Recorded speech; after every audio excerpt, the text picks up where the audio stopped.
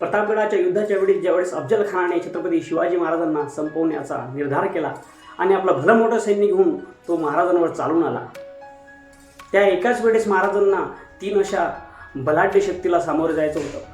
एकीकडे निजाम, दुसरीकडे मुघल, तिसरीकडे इंग्रज। अशा या परिस्थितीमध्ये सभेमध्ये भयान शांतता पसरलेली होती। पंत, महंत, सरदार सर्वांना शिवाजी महाराजांच्या जीवाची चिंता लागून राहिली।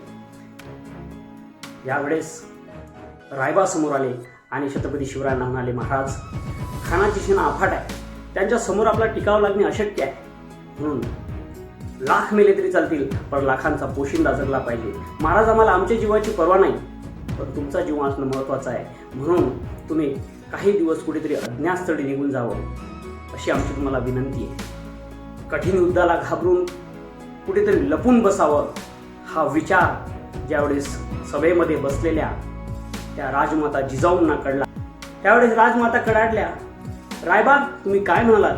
अहो, शिवबा केवळ आमचा पुत्र नाही तर अवघ्या मराठी जनांचा स्वाभिमान आहे। या मातेने आपला पुत्र गमावला तरी 72, पण भ्याडपणे पडून जाऊन मराठी मुलकाचा स्वाभिमान गमावता कामा नये।